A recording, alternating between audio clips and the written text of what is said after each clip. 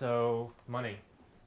Um, I passed out some spreadsheets, and the first one is, I yeah. think they ran out before they got around Oh, to if you could sort of make sure the person next to you has one, or you can see one, and pass, and if you can see one, then pass yours on over.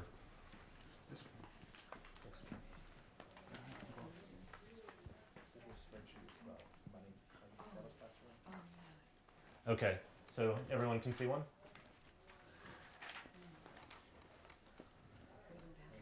Okay, if we could, here, you can share with me.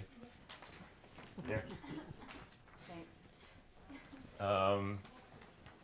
So in starting collective agency, one advantage of starting in an existing business is the costs were really low. It would have cost tens of thousands of dollars to build out and start where we started. So the costs were low, but I said, what are the costs of the business? I negotiated the rent down. I waived my salary if I wasn't able to get paid for the first month. I could do that. Not too glamorous. And so I wrote up on a sheet of paper, I said, if people are paying money, especially if I wanted people to pay a few months ahead of time to get started. I said, if people are paying money, they should know what it's going for, and they should know that there's a plan.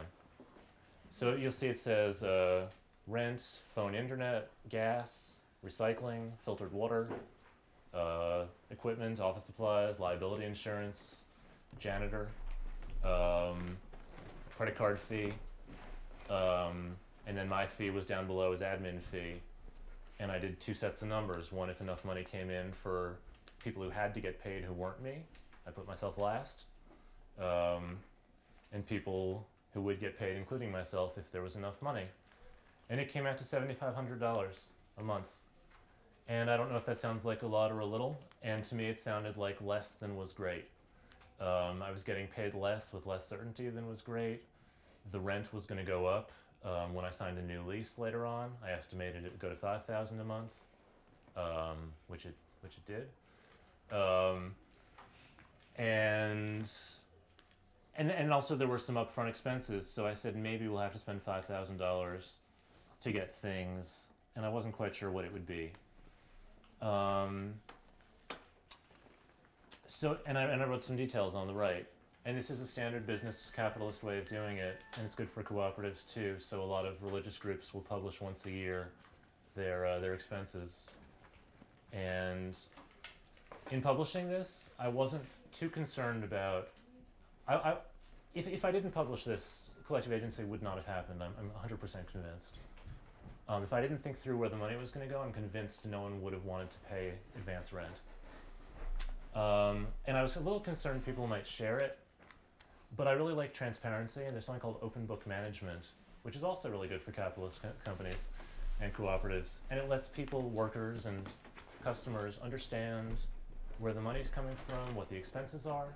There was a ship company years ago in another country, and they were going through a sales slump, I think the 1970s, and they said, well, we have all these workers. If we tell them how to make sales and we dress them up as sales guys and we send them out to ships, maybe we can make money.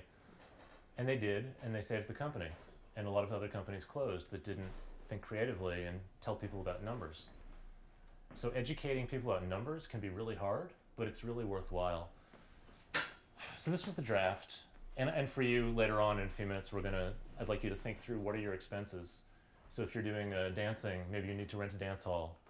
Maybe you need, I don't know what other expenses, maybe that's simpler. If you're doing a business, if you're starting a grain cooperative or a hospital, you're going to have more expenses, but you can simplify, and I think you have to get it to just a few items on a list so you can think about it. Designing websites, we learned about user experience, so 5 to 7 things is sort of the upper limit of things you can see and remember usually. So what are your 5 or 7 biggest expenses? Usually it's staff and rent, and usually there's some others. If you turn to the next 2 pages, you'll see what actually happened.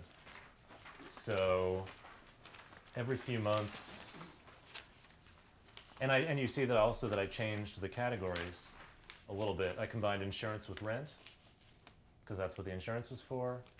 I combined professional services with utilities because things like consultants were kind of similar to paying for electricity and wireless for internet. And one-time expenses, that's a standard thing. If you're gonna, so on the last page, you'll see paid $1,000 to get the business valued. That was a rare thing. Paid $6,000 deposit for a 5-year lease. That was a one-time thing. But it's almost always rent and staff. Usually staff is the biggest expense, and usually rent is the second biggest expense.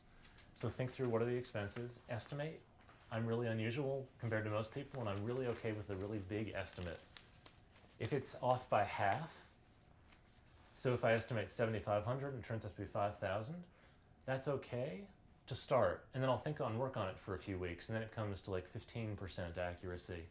And that's what you expect in a capitalist business. You add on a margin of error. Usually you add on 15% for error.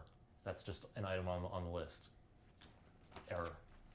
And if you don't do that, if you have to be perfect about it, it's probably not going to happen. So it's good to make mistakes. Yeah.